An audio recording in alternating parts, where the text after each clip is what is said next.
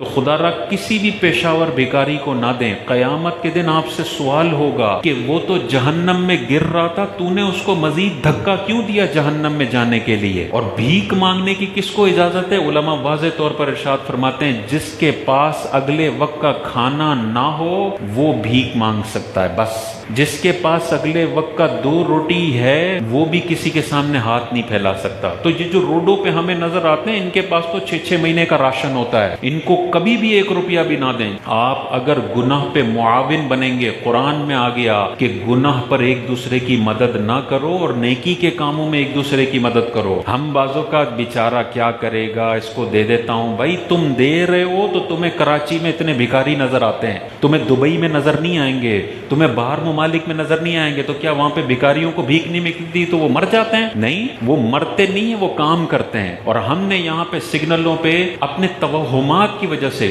اس کو نہیں دوں گا، یہ بد دعا کر دے گا، یہ فلانا کر دے گا، اس کو دے دیتا ہوں، میرا بیٹا پیدا نہیں ہو رہا تو بیٹا ہو جائے گا۔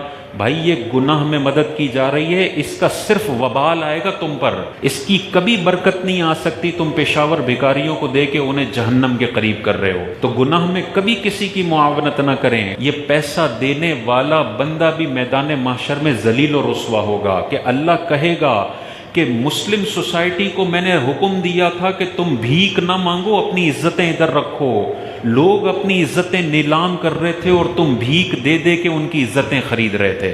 تم نے لوگوں کو ذلیل و رسوائی پر مجبور کیا، تم بھیک نہ دیتے یہ سارے کام کرنے لگ جاتے۔ تم نے اس کلچر کو بڑھاوا دیا ہے۔ یہ میدان محشر میں ہم سے سوال ہوگا۔ ہم لاکھ دفعہ چیخ چیخ کے منع کرتے ہیں، اس کے باوجود بھی لوگ پتہ نہیں کن توہمات کا شکار ہیں کہ ان کو دیے جا رہے ہیں، اور ان کی انڈسٹری دن بدن پروان چڑھتی جا رہی ہے۔ حضور کی بارگاہ میں ایک انصاری صحابی آئے اور حضور سے سوال کر لیا، مانگ لیا۔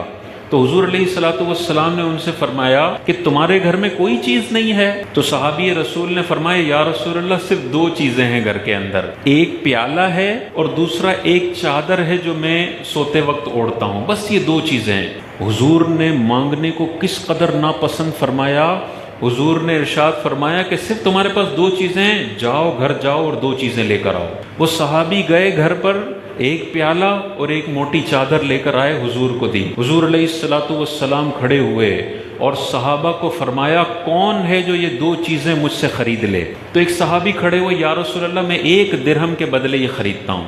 تو حضور نے ارشاد فرمایا کوئی اور ہے جو اس سے زیادہ ریٹ لگائے؟ تو تھوڑی دیر کے بعد ایک اور صحابی کھڑے ہوئے کہ یا رسول اللہ یہ 2 چیزیں میں 2 درہم کے بدلے میں خریدتا ہوں۔ تو حضور نے پھر وہ ایک پیالہ اور ایک چادر ان صحابی کو دی، 2 درہم ان سے لیے، یہ 2 درہم اس بندے کو دیے جس نے سوال کیا تھا، اور حضور نے ارشاد فرمایا 1 درہم کا گھر کے اندر راشن لے کر جاؤ اور 1 درہم کی کلہاڑی خریدو اور میرے پاس آؤ۔ حضور علیہ الصلوۃ والسلام نے اس کلہاڑی کے اندر جو دستہ ہوتا ہے وہ اپنے رحمت بھرے ہاتھوں سے اس کلہاڑی میں ڈالا اور پھر فرمایا کہ جنگلوں کا رخ کرو اور 15 دن تک مجھے یہاں پر نظر نہ آنا، 15 دن کے بعد مجھ سے آ کے ملاقات کرنا۔ وہ صحابی ایک کلہاڑی لے کے جنگلوں میں گئے، جنگلوں سے لکڑیاں کاٹی، بیچی، 15 دن کے بعد حضور کے پاس آئے اور یہ عرض گزار ہوئے کہ یا رسول اللہ 1 درہم کی کلہاڑی لی تھی، آج 15 دن کے بعد میرے پاس 10 درہم کی دولت ہے۔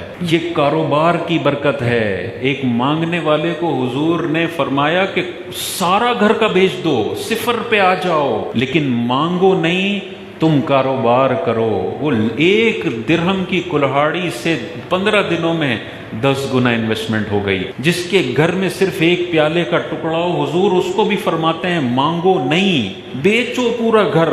تمہارے گھر کے اندر بیڈ پڑا ہوا ہے، تمہارے گھر کے اندر ٹی وی پڑا ہوا ہے، تمہارے گھر کے اندر کبٹ پڑی ہوئی ہے، تمہارے گھر کے اندر مختلف برتن پڑے ہوئے، تو پھر بھی جا کے باہر لوگوں سے مانگتا ہے کہ میرے گھر میں راشن نہیں ہے۔ بھائی تو پہلے اپنا پلنگ بیچ، اس سے راشن لے، پھر دوبارہ مانگنے کی ضرورت پڑے تو اپنی کبٹ بیچ، پھر مانگنے کی ضرورت پڑے تو اپنے برتن بیچ۔ گھر پورا خالی کر، اس کے بعد بھی آٹے کے لیے پیسے نہیں مل رہے تو اب کہیں جا کے مانگنے کی اجازت ہے۔ اور وہ نوبت آتی ہی نہیں ہے۔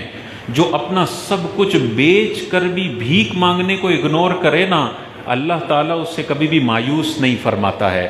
وہ تھوڑی سی اگنور کرنے کی کوشش کرے، اللہ تعالیٰ اس کے رزق میں فراوانی فرما دیتا ہے۔ اور جو لالچی انسان ہو، میں کیوں اپنا پلنگ بیچوں، میں کیوں اپنے برتن بیچوں، میں کیوں اپنا بٹن والا موبائل بیچوں، بٹن والا موبائل موصوف نے رکھا ہوا ہے اور فون پہ بول رہے ہیں زکوٰۃ دے دو مجھے کیونکہ کھانا نہیں ہے۔ بھائی حضور ایک پیالے میں بھی منع کر رہے ہیں، تو نے 2000 روپے کا موبائل رکھا ہوا ہے، پہلے بیچو، اس کے بعد راشن لو اور اس کو پھر بندہ استعمال کرے۔